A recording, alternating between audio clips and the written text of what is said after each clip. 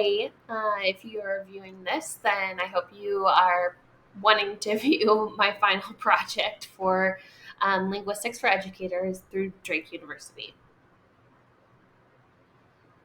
Let's start with who I am. My name is Mel Parham, and I am a 4th and 5th grade interventionist here in Des Moines Public Schools. I have been teaching for 13 years, and as an interventionist, I'm working specifically with 4th and 5th grade students who are at risk academically in reading and math.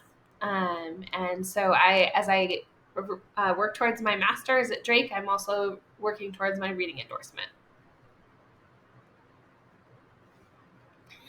For my final project, I've chosen the 4 literacy concepts that I feel are most applicable to my classroom, which is emergent literacy, phonics instruction, word study instruction, and vocabulary instruction. Beginning with emergent literacy.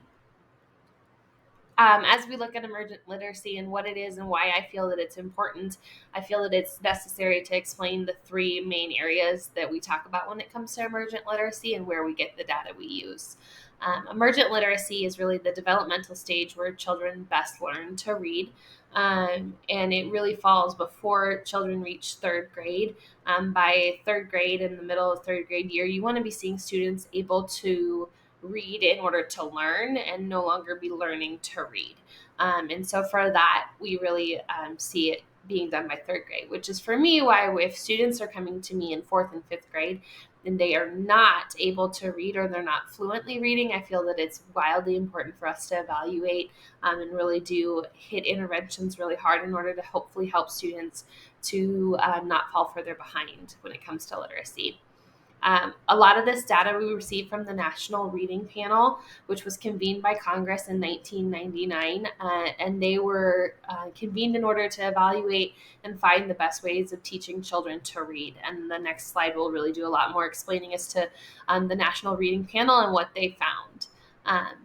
Through the panel, they also have recommended some different screeners, but each school district does their own screeners to help us evaluate and understand what children are lacking or what skills they need more practice in. The National Reading Panel, as I said, was convened by Congress in 1999 with the goal of evaluating existing research and evidence to find the best ways of teaching children to read. Through this long study that they did, they found the following: that the best approach to reading instruction incorporates explicit instruction in phonemic awareness, systematic phonics instruction, methods in improving fluency, and ways to enhance comprehension. The next slide will look at each of those more closely. So they can really be broken down into 5 specific things. So phonological awareness is identifying and manipulating units of sound. So the different units and the things that we see within each word and within our language.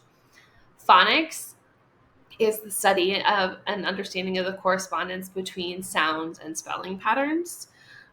So we hear in that with, and we'll look more at phonics in the actual phonics instruction portion of this presentation.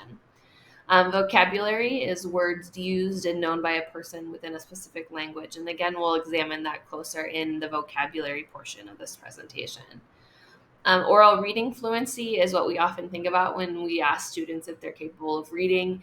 You'll oftentimes hear say, our student's capable of reading 37 words per minute or 97 or 90, whatever their score is, and that's their oral reading score. Oral reading fluency is the ability to read text with accuracy at an appropriate rate and with good expression. And then the final piece of emergent literacy that's truly part of the big 5 of emergent literacy is comprehension, which is the capability of understanding what has been read. So not just reading to read fast, but actually reading to understand what you've been reading. So these 5 areas are what the panel discovered, and still to this day is reigning true as they continue to do more research. The panel itself is no longer convened. However, as teachers and educators around the world are doing more research, These are the areas that continue to be proven time and time again as the ways that students best learn to read. When it comes to emergent literacy, in my 13 years of teaching, I have done the following things in my classroom. I have focused on each of those layers of the big five, and I have used universal screeners in order to determine a student's reading level. Um, However, I feel like as the continued research shows and as the panel discovered, these are the five areas that we need to be teaching when it comes to literacy. So what will I do in terms of emergent literacy is I will continue to study the data from each area to determine direction of instruction. So as I look at my students and their comprehension or their fluency level, their phonics and all those things, using those screeners and things that we haven't put in place in order to help me determine what I should be teaching them in order to give them the best education. So let's look closer at phonics instruction because this is a major portion of my job as a reading interventionist. So the definitions that come in play here that we'll be talking a lot about are phonics, phonemic awareness, and phonological awareness. So phonics itself is the letters and the sounds that those letters make. You'll hear the word graphemes used. Graphemes are the letters that we write down in order to represent the sounds that we hear. The sounds that we hear are called phonemes. So graphemes are the written form of a phoneme, the sound that you hear. In that, then you hear in phonemic awareness, we're studying the sounds that you hear in words. They're the smallest units of sounds. So in phonemic awareness, we're not focusing on writing as much as we're focusing on hearing. And so for phonemic awareness, we're hearing. Phonics, you're writing and reading. Phonological awareness is the broader awareness of sounds, both phonics and phonemic awareness put together. So this is the study all around of what it looks like.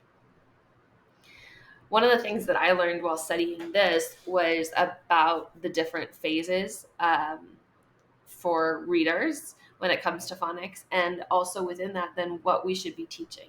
This I found to be really helpful because for my students, sometimes they're so far behind due to different situations, especially right now with COVID having happened. Many of them missed years of schooling or didn't get accurate schooling when they were virtual. So I look at this and I see a lot of help in terms of what I need to be teaching. So the three phases are pre to partial alphabetic phase, partial to full alphabetic phase, and then consolidated alphabetic phase. So in the first phase, we have students who are able to recognize letters and some of these sounds, and they can identify like keywords like a student's name. My son, who's 4, it falls into this phase. And he can identify letters and their sounds, and especially can recognize classmates' names, his own name, and other things that he sees in those really those word-rich environments.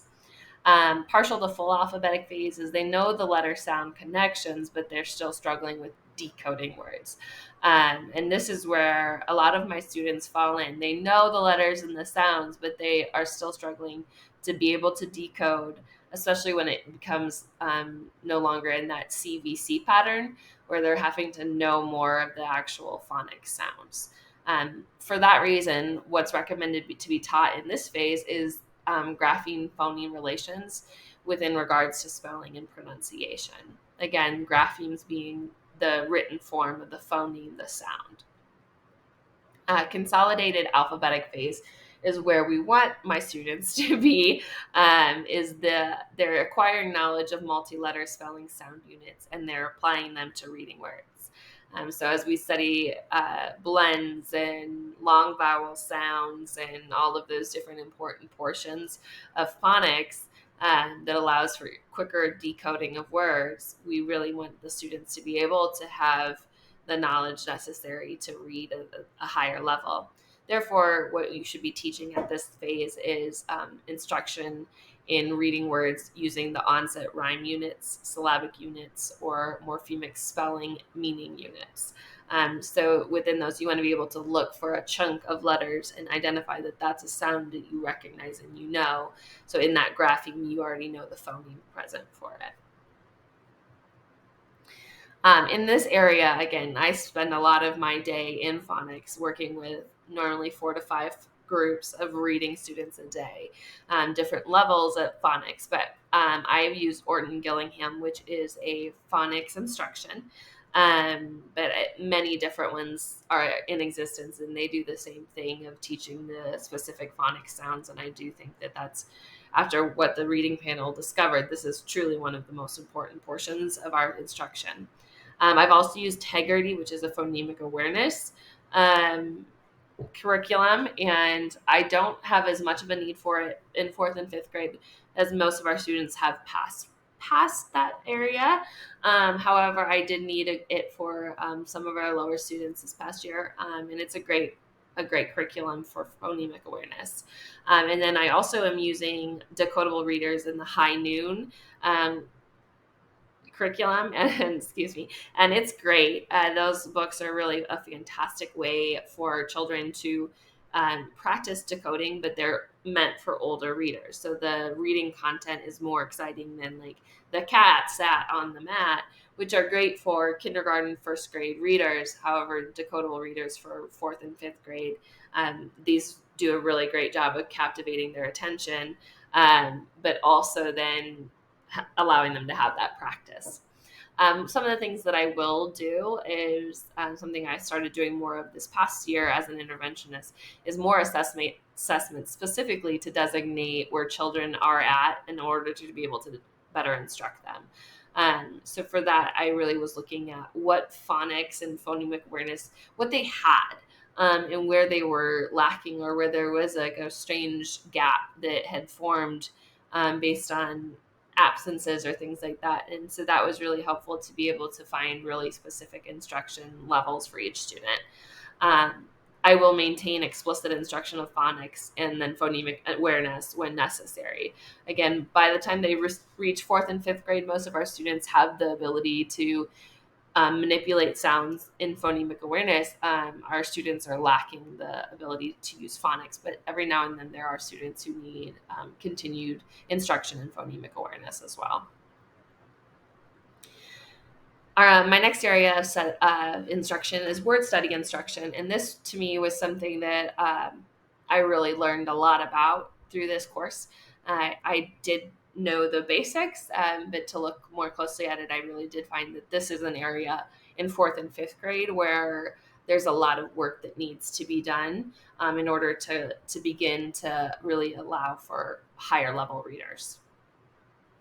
So the definitions within this that I really felt were the most important were morphology, which is the study of words themselves, etymology, which is the study of the history of a linguistic form, obviously within this, the study of the history of the English language, and then orthography is the written study of written system of words. Sorry, it's the study of the written system of words. So as we look at these next areas, you'll see where I really truly did feel that this was the most important for 4th and 5th graders. So the components of morphology was something that I really learned a lot from. So there's 3 different main components, which is compounding, inflection morphology, and derivational morphology. I'm sure I just said that wrong. Apparently I need to take my own phonics class. So in compounding, we're looking at combining separate words and creating that compound word. So this is something that as a teacher, I already had heard of and knew of, didn't recognize that it was a greater portion of morphology. So an example of that is the word sun mixed with the word flower, we get the compound word sunflower. In inflection morphology, we're looking at verb tense, the number of an item, possession of an item, and comparatives and superlatives. So examples of these are like our plural nouns, cats, chairs, all of those things. So as students are hearing these words, they're able to already understand what is happening within that word without having to do great study of the word. So therefore, we need to be teaching about plural nouns. Possessive nouns is in that same category then of like that's the boys' lunchroom, or that's the boys' bathroom, or that's where the girls keep their stuff. That is a plural noun. Within those possessive nouns, then we have, again, that understanding of what does that mean when we hear that word and when we see it in our reading, as well as then we have the tenses of our verbs. So jumped, and within that, like then running and all of those things that, again, we understand more of as we study the morphology behind it. We understand what is happening with those words as we hear them. This next portion, I'm going to butcher it again, derivational. uh, Probably should have figured that one out. Is based as, and that was the one area that I really knew about morphology and had spent some time with before, and that's the prefixes, suffixes, roots, and other roots within our words. This is an area that for me that I really truly identify as this is where I need to be spending more time with my 4th and 5th graders, especially probably my 5th graders who are at higher levels of phonics at this point. They need to spend more time learning these suffixes and affixes of words, and in order to really be able to move forward and be able to decode words faster. Within this, then, as we look at morphology and then orthography, we're looking at spelling. And so, as a child who was raised in whole word form of reading, spelling was something that, like, you studied your words and that's how you learned how to spell. But now we're having all this great research that shows that we're able to determine where students are in their learning based on how they're spelling. And so these are the stages that we see within our spelling development. So pre-communicative is using symbols from the alphabet, but no knowledge of letter sound correspondence. And this is where my son, who's 4, would fall into as he's beginning to write letters. And we'll say he's spelled a word, but sometimes they're just letter forms, and other times they're actual letters. But there's no correspondence to the phonemes that he's hearing within those words. Semi-phonetic is the beginning level of understanding letter sound correspondence, and this is where you see oftentimes like just a few of the letters from the word, and they're missing large chunks of words, but you're understanding that there is some of this correspondence between the letters, the sounds that you're hearing, the letters that the child is writing. Phonetic is using letters to represent every speech sound heard. I always really enjoy phonetic spellers because they're so literal, and as they should be. And so I always find myself reading when a child's in a phonetic spelling stage. I read their writing and their sounds out loud in order to help me overcome my visual intake of that word that they've written. Transitional is beginning to use conventional alternatives for representing sounds. So they understand that if you hear j at the end of the sound, it's going to end with a GE. And so those sorts of things, that they're understanding more of the spelling and the phonics behind it and the rules behind those. And so therefore, they're applying that to their writing. And then you have the final spelling stage of spelling development, which is the correct phase, where you know your orthographic system and its basic rules. As an adult, though, who's in that correct phase, there are still words that I'm going to incorrectly spell. And so there is never this, you've reached 100% of your spelling skills. You're normally accurate, and a very high percentage of accuracy. However, there will still be continued mistakes as there are words you haven't accessed before. Then based on their etymology within those words, sometimes there are interesting spellings that are not phonetically how we would spell things. So where in terms of word study, I have done a lot of work with affixes and suffixes instruction. And then I've used words their way as a spelling assessment at a previous job. However, we didn't use any of the instructional materials. We just did the assessment. And at the time, I thought that was strange, and I still find that odd. However, it was a way that we then were understanding what we needed to be teaching when it came to phonics and writing, but it was weird to me that we only used the assessment. Moving forward, what do I plan to do?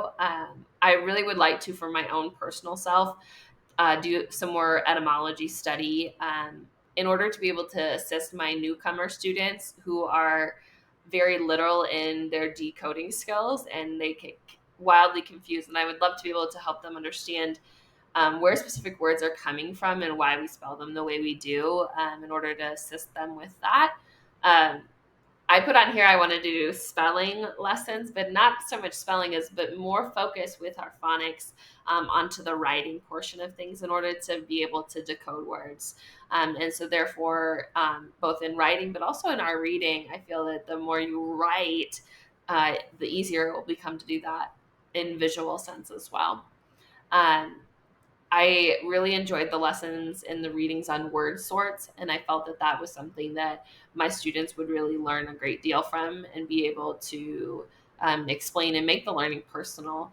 So that's something that I would love to incorporate into my classroom when it comes to word instruction. And then also, I have the affixes and suffixes instruction needs to be increased. Again, this is something, especially for my fifth grade students, that I think would be wildly more productive than continuing to teach phonics, but to be able to review our phonics concepts while also studying affixes and suffixes.